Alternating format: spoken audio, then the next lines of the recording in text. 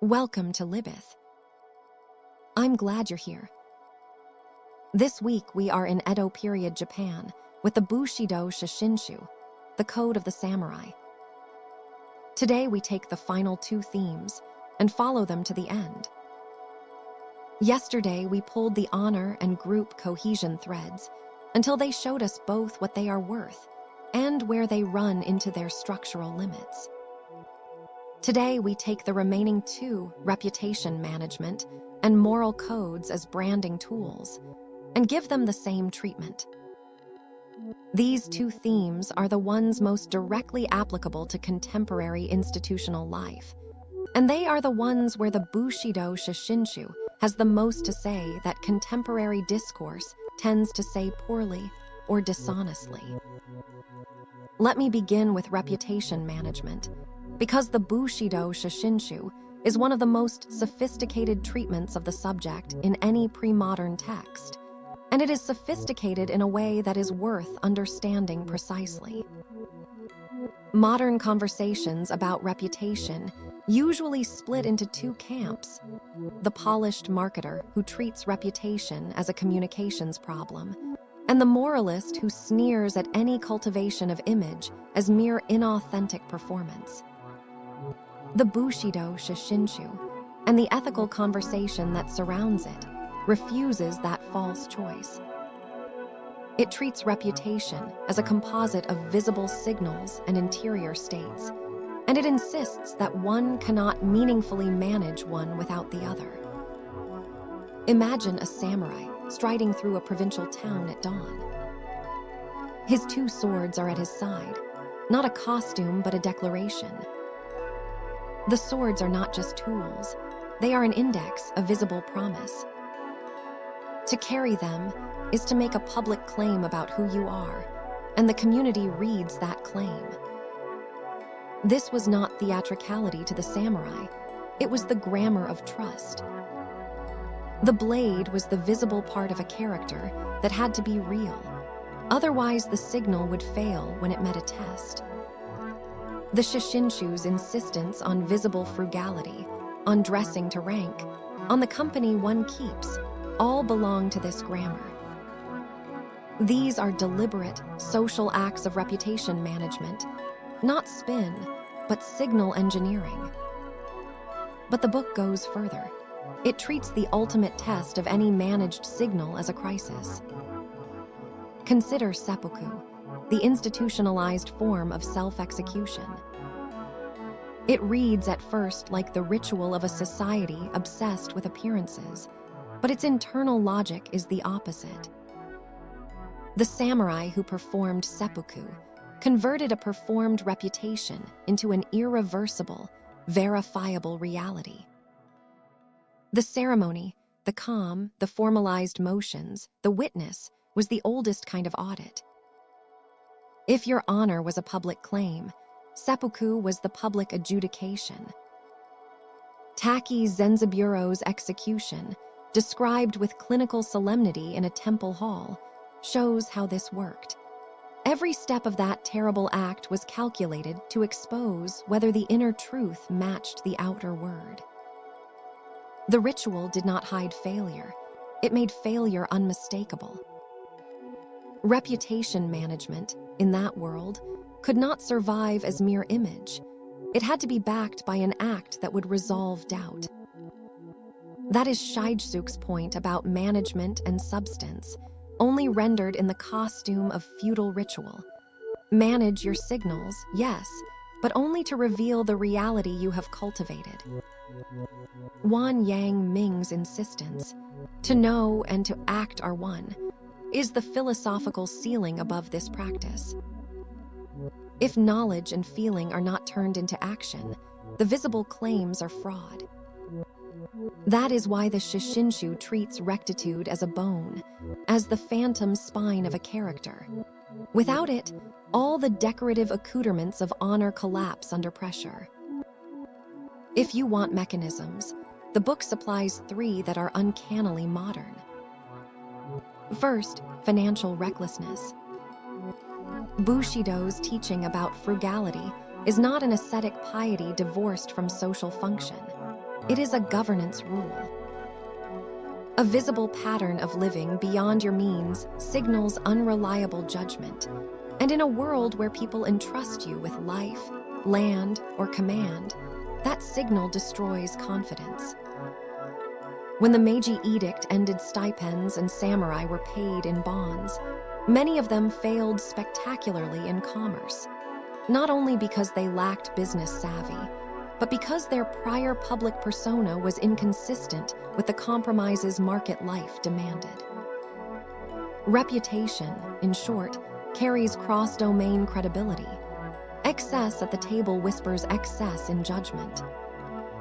Second, association damage.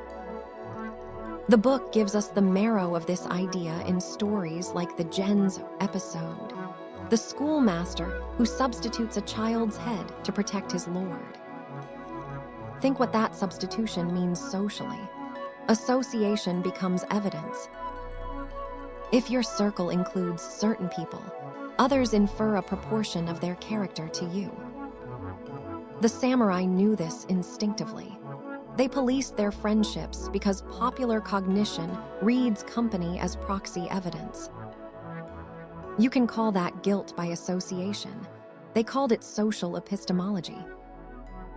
They managed their associations not as hypocrisy, but as a recognition that impressions are the raw materials of trust. Third, inconsistency. The samurai admired composure. The man who could compose a poem with an arrow in his gut, as Oda Dakin allegedly did, or who could answer a verbal attack with a composed couplet on the Koromo River, signaled integrated character. The point was never to be identical in every context, but to have a through line of values that shows up properly in different scenes. Shishinshu's forbidding of mannered duplicity is not moral primitivism. It is an administrative demand. If you perform a different self for every audience, you create cognitive dissonance in observers who then assume the worst, that you are playing. The samurai response was to train a steadiness of mind and conduct so intrinsic that it looked the same, adapted only in form to the situation's demands. Now the harder theme, moral codes as branding tools. This is the point where the Shishinshu is both blunt and subtly ingenuous about what a code is for. Bushido treats the moral and the institutional as intimately linked. In the feudal imagination, the virtues that make a man good also make him a sound servant of the class. Frugality supports fiscal stability of domains. Loyalty supports social order. Readiness to accept death underwrites obedience in crisis. In that alignment, the code is pure. A person who is genuinely courageous is both morally admirable and institutionally useful. The brand fits the product. But the book also quietly lets you see the limits of that marriage. Take the moment when the institution changes, when merchants and markets bubble into the foreground, or when a profession acquires a life of its own that can conflict with the public it serves. The samurai who goes into trade after his stipend is confiscated, discovers that the virtues extolled by Bushido do not map well onto commerce. Frugality as moral discipline is not the same as shrewd commercial practice. The result is not merely personal failure. It is a fracture in the code's claim to speak for competence. The branding remains noble, but the function has shifted, and the code lacks machinery to adjudicate the divergence. Contemporary analogs are immediate. Professional codes operate as brands. They tell the public what to expect. They tell members what identity the profession will reward. When the profession's internal governance and the public's interest are aligned, the brand and the moral substance work together. Think of a physician who routinely puts patients first and whose public demeanor matches a lifetime of honest care. But when the professional interest, protecting a reputation, minimizing litigation, preserving institutional capital, conflicts with the moral demand for disclosure or restitution. The code has to be bifunctional. Is it serving as a shield for the profession or as a moral lamp for the patient? Bushido's stance, implicitly, was simple. When brand and moral ends diverge, moral truth should trump institutional reputation. But it could say that only because, in its social universe, the Confucian cosmology smoothed the assumption that rulers and the ruled shared ends. That assumption broke in modern institutional life.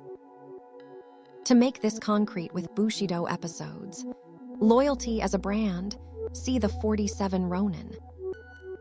Their act became an immovable signal of fidelity.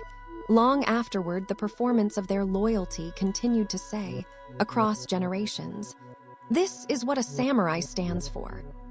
The brand amplified the institution's hold on public imagination. Yet that same loyalty can be manipulated by leaders who treat fealty as an instrument to cover injustice. The book is honest enough to show how loyalty can be used to hide cruelty. The moral content matters here. The code makes brave men, but it cannot, by itself, certify that every lord they serve is worthy. That is the divergence. Brand intact, moral substance potentially absent. This is one reason the Shiginshu reads as sociological wisdom, not as a manual for saints. It analyzes how honor functions, the signals, the sanctions, the rituals, and it does not pretend that ritual alone suffices. It shows you the danger of a polished facade without the underlying capacities. The merchant samurai ruined by markets, the well-dressed man of rank with weak judgment, the man who keeps honorable company in public but compromises in private. All these cases are, to the Shiginshu, grim tests of whether branding is a mask or a mirror. There is a practical corollary the Shiginshu gives us that matters in institutions now. Financial margin is moral margin. The text's repeated praise of frugality is not merely aesthetic. To be economically independent, to keep a margin between subsistence and temptation, is to preserve freedom of judgment. A samurai who is beholden to creditors or to private gain cannot act the way the code demands. His choices are shaded by need. When leaders or professionals are financially compromised, their reputations are the first casualties, and their capacity to follow moral imperatives is constrained. Put another way, honor without economic independence is a brittle thing. And this lets us close the circle. Reputation must be managed because reputations matter for the functioning of institutions. But management that is mere impression without embodied capacity is a strategic trap. The Shiginshu gives us a helpful image, the sword as the samurai's soul. You carry the symbol visibly not to deceive, but to make your inner readiness legible. If the blade is blunt, your signal is a lie. If your blade will cut when called upon, your public claim is defensible. The institutional lesson is clear. Brand honestly. Cultivate the competence that makes the brand truthful. And if your institution ever asks you to protect the brand at the cost of those it exists to serve, the moral obligation is to the served, not to the image. The most candid assessment of the four themes together, honor, cohesion, reputation management, and codes as branding tools, is this. The Bushido Shiginshu is the clearest eyed of our samurai texts about how social life actually orders itself. It maps mechanisms, tells stories, and refuses facile idealism. That makes it analytically invaluable and emotionally less consoling than the romantic cliches of the Hagakure. It shows how durable virtue and careful signaling work together, and how both fail when institutions mutate beyond the code's assumptions. What it cannot give, and no single institutional code can, is a set of principles for when the institution's interests and the moral requirements diverge. That kind of judgment requires cross-cutting principles that sit above any single profession or class. Bushido could counsel self-sacrifice, and it elevated loyalty to the level of sacredness, but it trusted a social order in which loyalties were supposed to align. That trust is the book's limit. And we meet that same limit in modern professions, when brand-protecting rules openly conflict with the welfare of those the profession claims to serve. The Shishinshu's blunt remedy, follow the higher moral path even at reputational cost, is sensible but costly, and it presumes the existence of moral authorities and social structures able to sustain such refusals. Often they are absent. So what should you carry into your own institutional life from this text? First, the humility to take reputation seriously, without making reputation the whole of your life. Second, the discipline to make your public signals faithful transcripts of your capacities. Third, and most practical, heed the book's insistence on frugality. Financial independence is not asceticism for its own sake. It is the precondition of moral autonomy. When you can refuse the pressures that would corrupt judgment, you preserve the ability to do the right thing when the test arrives. The Bushido Shishinshu does not offer the fevered metaphysical intensity of the Hagakure. It offers something steadier, a sociology of honor.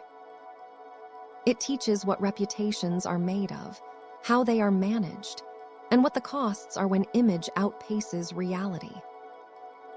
In the everyday mechanics of institutions, that is often worth more than inspiration. That's all for today on Libyth. Next Monday, we begin a new book. If you want to follow the whole journey, subscribe, a new book every week. At least we try.